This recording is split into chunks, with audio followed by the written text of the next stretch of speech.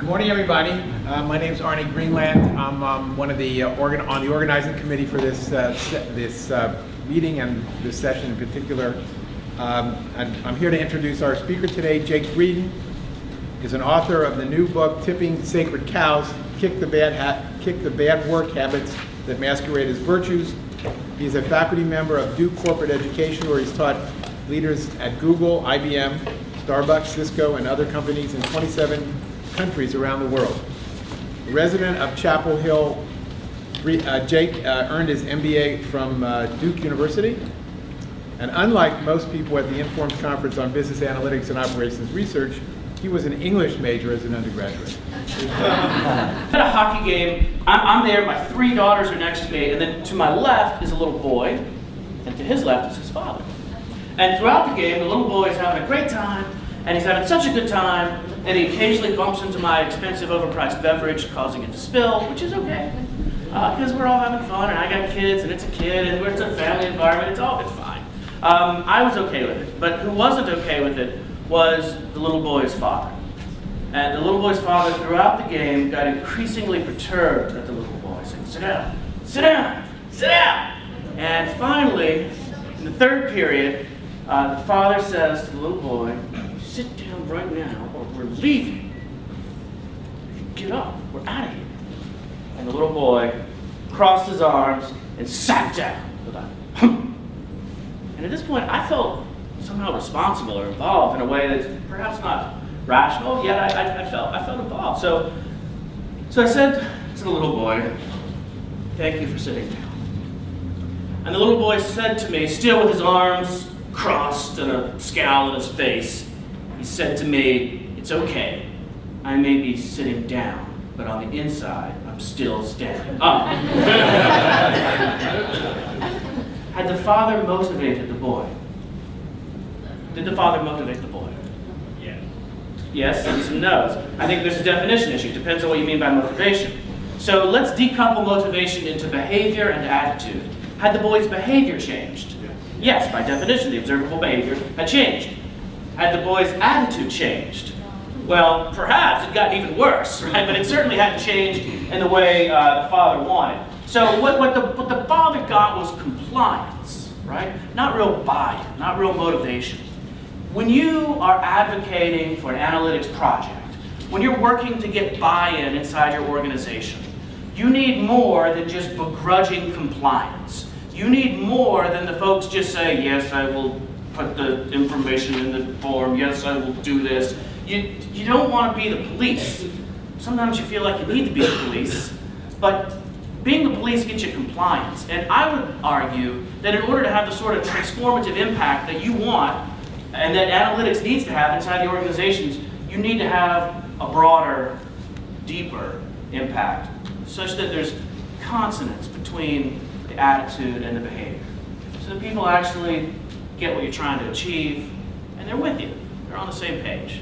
So that in the same way that you'd want that the little boy would behave the way the father wanted, even when the father is there, the people who you need inside your organizations to get stuff done. For Emily's first 12 birthdays, and Clara's first 9 birthdays, and Margaret's first 5 birthdays, it was perfect, 26 for 26. An unbroken streak of birthday attendance.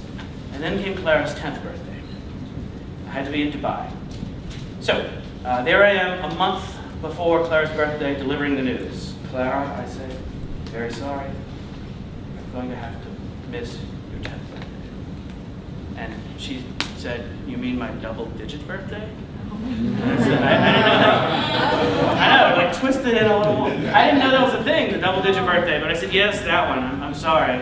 And she said, "But shouldn't you do that?" And she sort of blubbered, and tears, and shoulder heaving, and she's just a mess for a second, and I've failed as a father here, right? So I gave her a minute, and then I hugged her, and she sort of pushed me away, and then, in the way a desperate father does, I said to her, "Is there anything I can do to make this up to you?"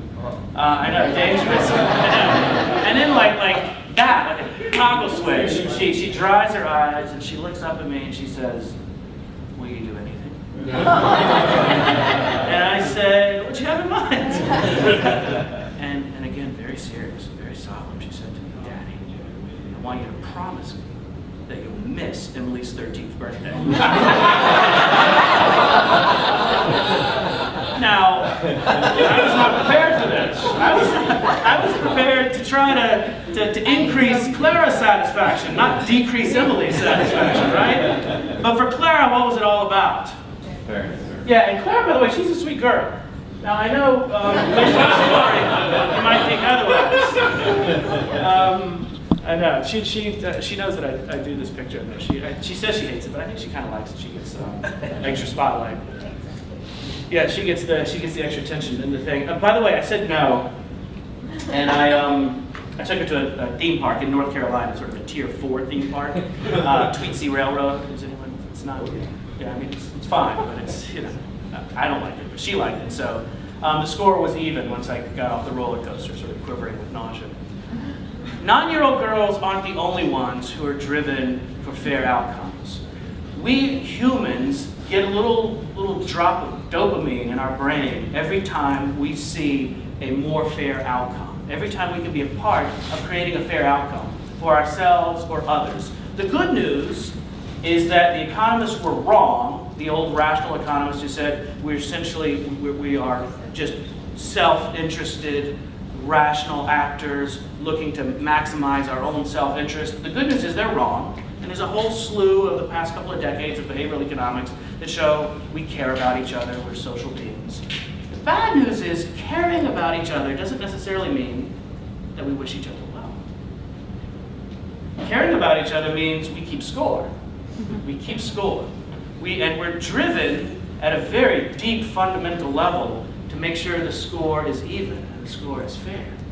So we mature grown-ups have all kinds of ways of dressing up this urge for fairness in a way that we justify with a spreadsheet to show why this division actually is underfunded, and our arguments are all analytical, when often the drive and the motivation to build that spreadsheet comes from that dopamine hit that we get when we get more of a fair outcome. We are driven, we hunger, we long for fairness because we are social beings. And that can be good sometimes, and I think as a leader, you have a responsibility, anyone in this room who has direct reports, to make sure folks have a fair process, a fair and equal opportunity. And yet, as leaders also, sometimes we need to let the chips fall where they may. And the primary message in this context about fairness to you when it comes to advancing the cause of analytics is be very careful to tiptoe around this sacred cow of fairness with others. Realize when what you're doing to someone may threaten their sense of fair treatment. And the way that looks is going to be a particular individual in your organization. And this isn't just about any one individual. We all hunger for fairness. So be careful for the unintended consequences of fairness. And keep this in the back of your mind when we ask you in just a minute to look at what are the sacred cows at your place that could be getting in the way, and see if fairness isn't one. A quick example, I work with a nonprofit in Boston that targets middle schools. And they, with my coaching with them and consulting with them, they found out this was their biggest issue because they wanted to help every middle school. And because they weren't willing and able to say no to certain middle schools, it got in their way of being able to help middle schools. Let's talk about creativity next. These aren't my daughters, by the way. You've seen my daughters. These are Girl Scouts. Now, as we switch from fairness to creativity, has anyone here been on the receiving end of the Girl Scout cookie shakedown? Yeah, right. My older two are outgrown, but my youngest, Margaret, she's still plying the trade, still working the streets, pushing the Girl Scout cookies on unsuspecting folks. You wear the green sash and bat your eyebrows and guilt people into buying cookies. I make the same mistake every year when it comes to buying Girl Scout cookies. First, I buy too much generally. But second, more related to creativity as a sacred cow, is I buy a little bit of everything. So little do-si-dos, little trefoils, little caramel delights, and say a half dozen boxes of Thin Mints. And every year the same thing happens. Every year,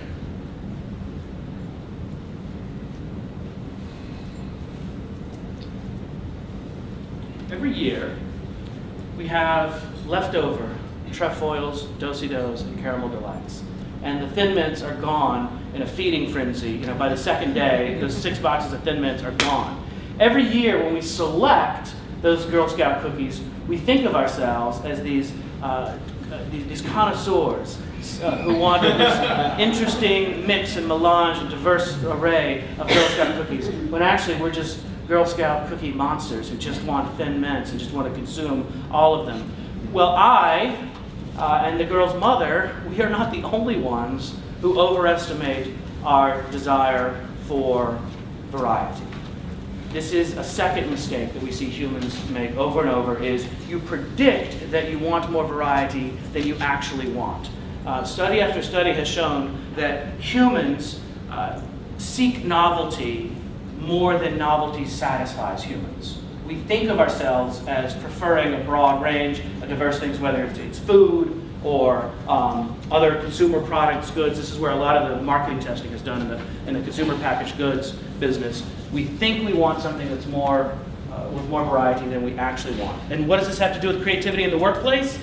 Well, the problem is, whether it's a new initiative, a reorganization, a new marketing campaign, we have a proclivity towards change, towards newness, towards novelty. Even if the organization doesn't need it. We think we need it. We want it.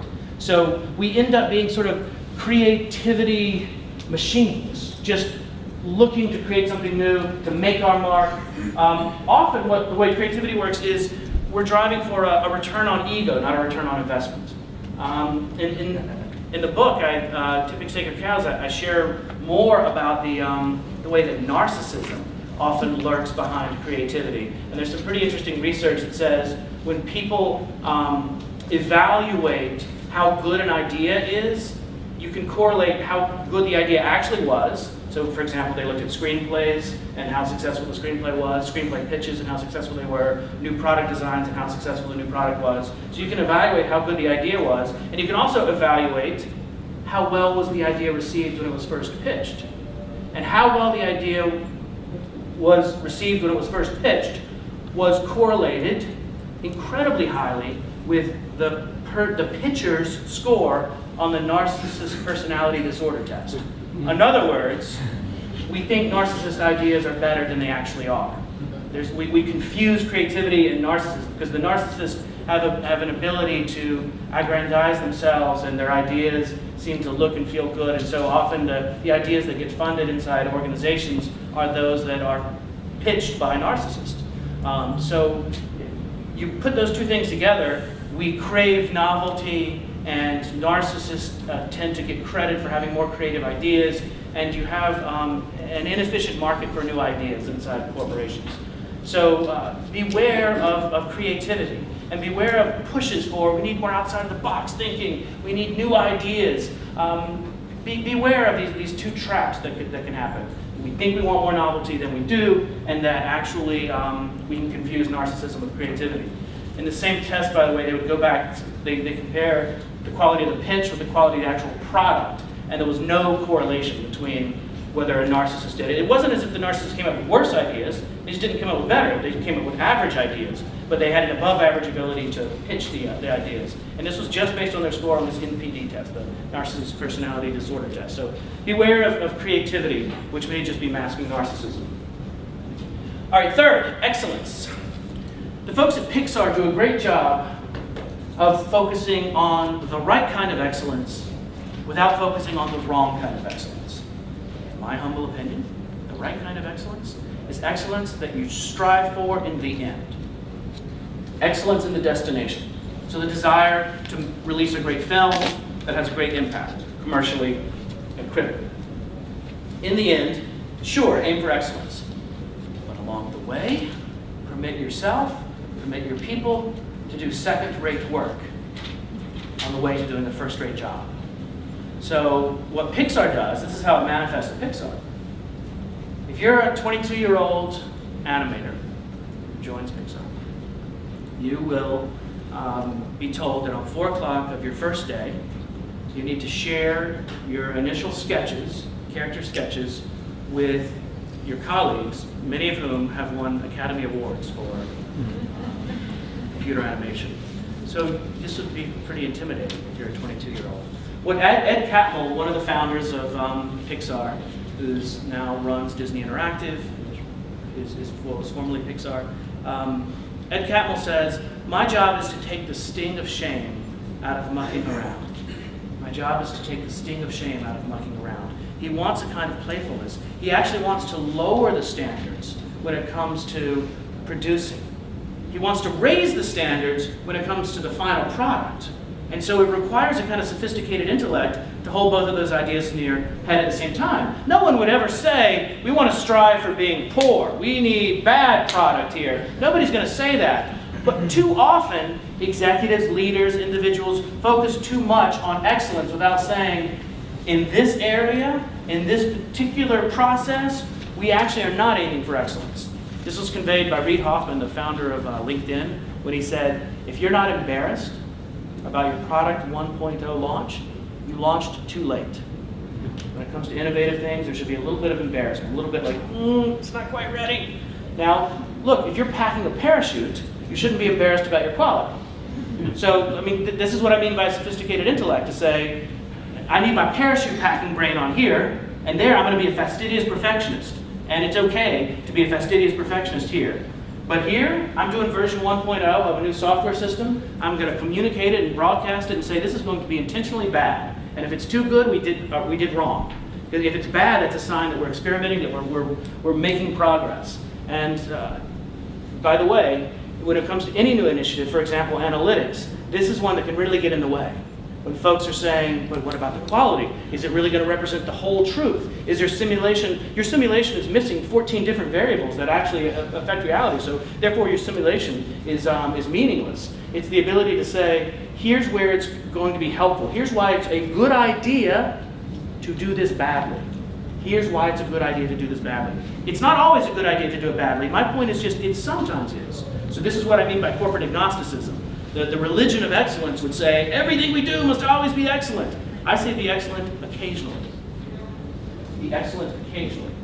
Fourth, balance. Balance. Here's how balance is a sacred cow that gets in your way at work. It works like this. There are two positions, and argument A and argument B, and some seemingly mature, wise leader says, let's take the middle way. A little bit of this, a little bit of that. The BlackBerry Playbook is an example of the middle way. Mike Lazaridis and Jim Balsillie were the co-CEOs of Research in Motion when BlackBerry launched the Playbook. Now raise your hand here if you have a BlackBerry Playbook. Not a lot. Raise your hand if you have an iPad. So look, I'm not saying that my story is the reason why the market share is the way it is, but I will say the following story didn't help. It didn't help Research in Motion. So one of the co-CEOs, this is based on in-depth reporting that happened inside the company at the time, one of the co-CEOs said, we have to make this an enterprise product. We are an enterprise company, we sell to corporate IT departments, it needs to be an enterprise play. The BlackBerry Playbook should be an enterprise product because that's what the BlackBerry brand is, and that's how we made our inroads, and it's who we are, an enterprise company.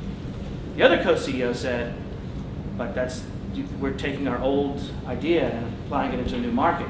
We need to move, we need to change. We actually need to make this a consumer product because the tablet is a consumer device and our growth is going to be in the consumer space. We need to sell consumer apps, we need to advertise this to consumers. It needs to be a consumer product. So which did they pick, enterprise or consumer? Yeah, so they thought they picked both, they actually picked neither. Right? They actually did neither one of them. In an effort to do both, too often companies do neither. It's indecision. It's often cowardice.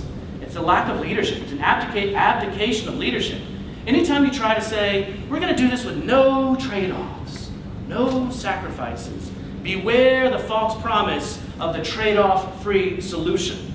You're probably kidding yourself if you think you found something with no sacrifices and no trade-offs, right? But too often, there's this religion of balance. It says, we need compromise. Compromise is the hero. Moderation is the hero.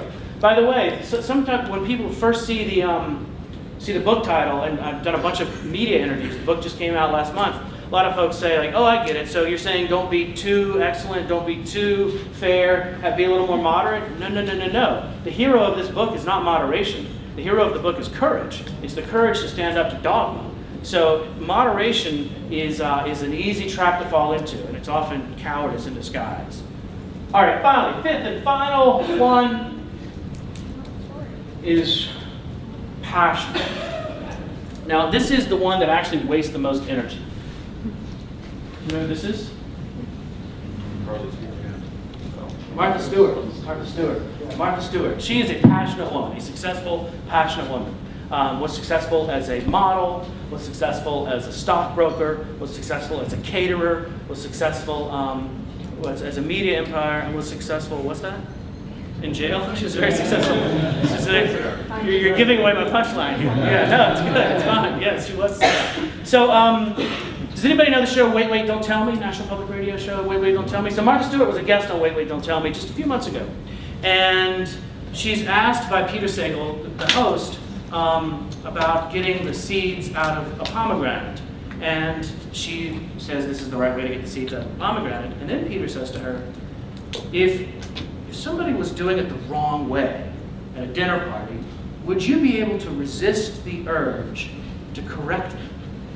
And this is Martha Stewart's answer on Wait, Wait, Don't Tell Me.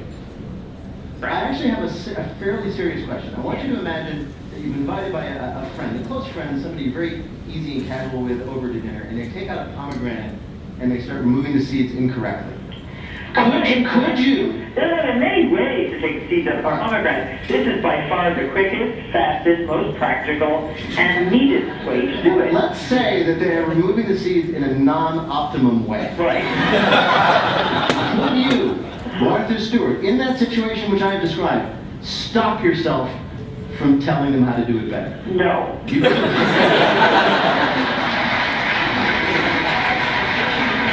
So, this was my personal favorite from the research of all the different sacred cows was passion, because there's some really interesting research that I frankly hadn't come across, led by a guy at the University of Quebec, Robert Vallerand, who's a professor of psychology at the University of Quebec.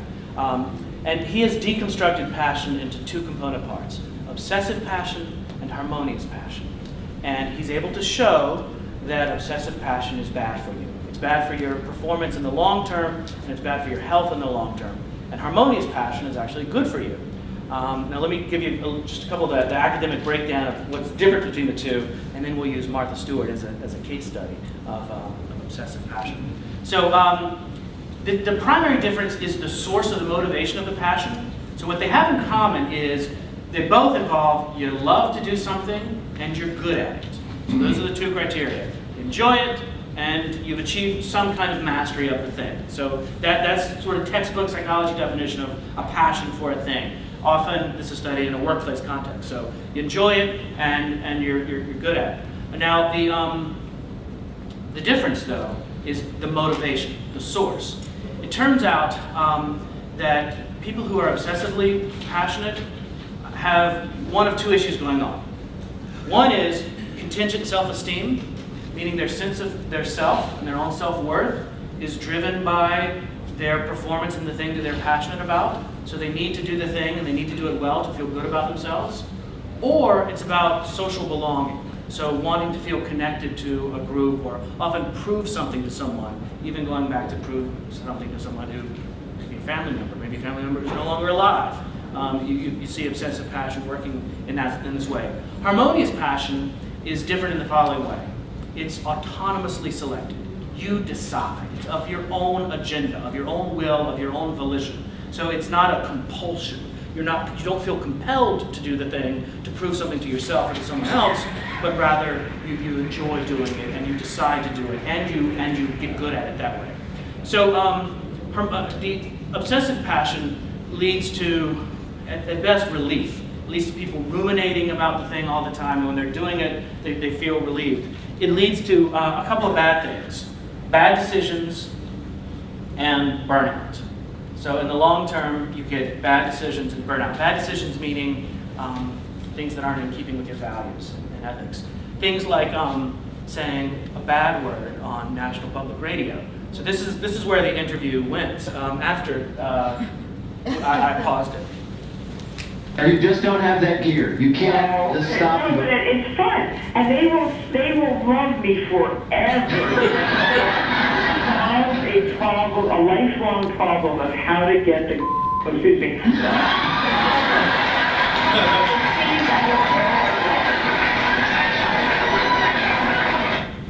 So two things there that fit perfectly the obsessive passion diagnosis. One is they will love me forever. So that's a drive. They will love me forever. And second, saying a bad word. Ooh, whoops. On National Public Radio. Now, you might argue that, wait a minute, isn't this armchair psychobabble? This is a little thin slice. Can you really say, based on this, that she's obsessively passionate?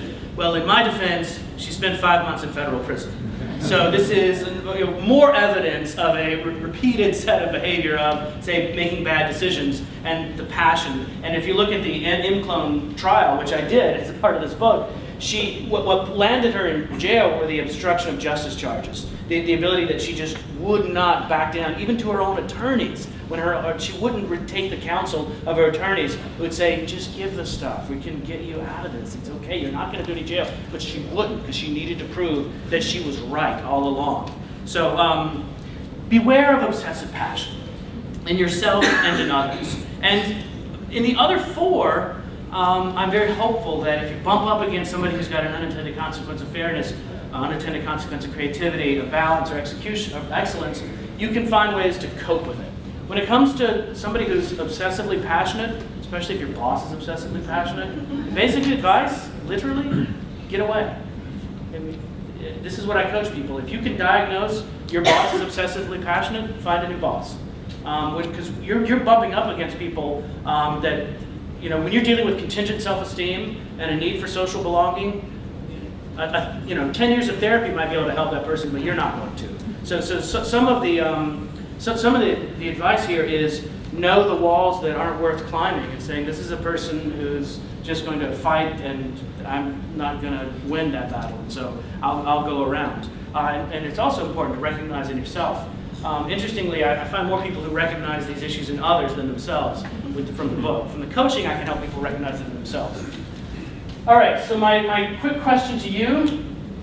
Oh, before that, I forgot I have a good exemplar. I want to end on a happy note of harmonious passion. My harmonious passion exemplar is Serena Williams. So Serena Williams, she blogged recently that she said, I get a manicure every 4 days, I get a pedicure every 7 days, and so I had the brilliant idea recently to become a certified nail technician. So she went through a process, spent 120 hours of study to become a certified nail technician. She also, something having to do with a French boyfriend, became fluent in French as an adult, which is hard to do as an adult. There are many tennis writers and tennis critics who say, Serena, you're throwing your gift away, all this stuff in hip hop and fashion, and why would you be doing this? Meanwhile, at 31 years old, she's at the top of her game. She's winning gold medals. She's older than Andy Roddick, and we're saying goodbye to Andy Roddick as he fades off into the sunset. Harmonious passion, having interest in areas other than just the thing you're passionate about, breaking out of the cycle of being a child prodigy and saying, no, Dad, I'm going to actually do some other stuff, is important, and it keeps you healthy, and it can keep you good at the thing that you're doing. But in a world of obsessive passion, harmonious passion might look like copping out or being weak.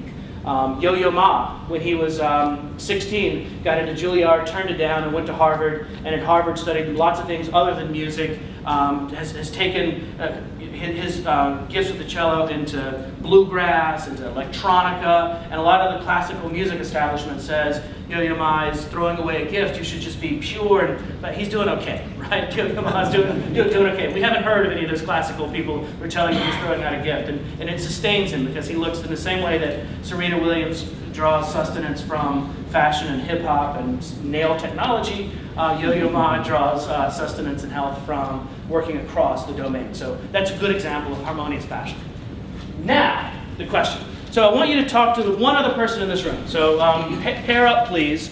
It can be groups of 3, but it's really best if it's 2. So 2 or 3. What is your company proudest of? What sacred cows might lurk behind that pride? The question's clear? Any clarification needed? Have a chat. Who'd be willing to share your answers to this question? I'm not going to put anyone on the spot, but I will invite you. Now, and let me do a little sales pitch. Sometimes it's really helpful when you share with each other. Please, if you can say your name and where you're from and your example. Troy Richard, I work for Black Hills Corporation. We're a utility company in servicing the Midwest, and I guess I see Stand up, Troy. Why don't you? Sorry, I see the creativity being our sacred cow, and we tout ourselves as being the energy partner of choice when it's not a deregulated market, so you really don't have a choice. I do see it, I'm from the IT side, so I see it a little bit differently than the business side, but we try to provide tools to our customers that frankly may not be tools that the customers want. But we try to be creative and offer these things that we think the customers want. And so I would see that as creativity. Thank you. Yeah, thank you very much for that example. Anyone else want to share a quick one? One more from this side of the room. How about it? Yeah, go ahead. If you could identify yourself as well. So my name is Kristen Kuhn, and I work at Boeing. And one of the things that resonated as you were going through your chart was the idea of excellence.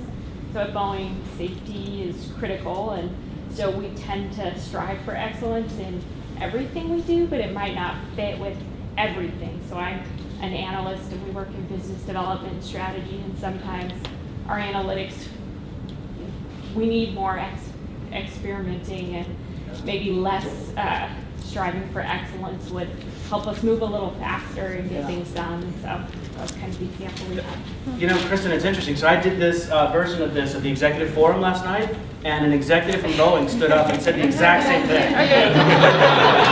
Were you in there? Yeah, seriously. Was anybody else in the executive forum as well? So I can get but no, I promise. I don't know who it was. I guess somebody in your executive ranks there with Boeing said the same point, and we talked about it's a great example of the unintended consequences of something that is virtuous. Let me be clear. I fly a lot. I want you to focus on excellence. Right? So that's an example of the parachute packing momentum, right? And when you're in a parachute packing moment, be excellent, right? But when you're creating and experimenting with new ways of tinkering with optimizing and analytics, that's where that same mindset can actually get in your way and to loosen that up. And so this is about what I would say to conclude. I spent 10 years working with leaders in the tech industry, and now I'm helping leaders across all industries learn from some of the best leaders in the tech industry. And I think that the best leaders in the tech industry have a kind of fearless agility of thought. So meaning they're completely willing to say, yes, this is what I advocated for last week, but things are different now. And this is what I'm advocating now, without being embarrassed by that. To say, in this moment, this is the right decision. So a kind of and that's what I advocate, is to be fearlessly agile with your thinking. I'll wrap up with some Q&A. I think we've got a couple of minutes for Q&A, and then I'll summarize. So any questions or comments? Yeah, please, Gene. On your balance, you talked about compromise not always being the best thing to do. Right. How about Congress? Yes.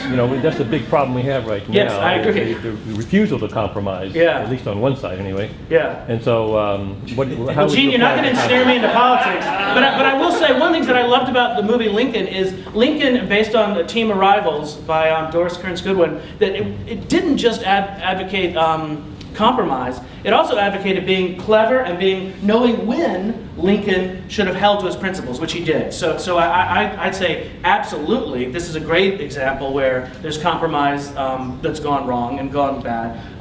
And I'd say sometimes you do need to compromise. I don't want to create a new dogma, which is never compromise. I just want to say be thoughtful about the dogma that compromise is always the right answer. And in Lincoln, we saw that there were definitely instances where he refused to budge, refused to compromise, and I think it was to the betterment of our nation. Any other quick questions, Arnie? I wanted to make a real quick comment. The evaluation forms, I think, started back on one side. If they're moving up this side, I want to make sure everybody, we had such a great talk. I want to make sure everybody has the opportunity to get their views in. Okay. Any other quick questions? All right, your name is? Juani from IBM. Okay. Regarding to excellence, you differentiate between the final product. Yes. Was there any studies saying that if you try to be excellent throughout, they're more likely to get a final product of excellence?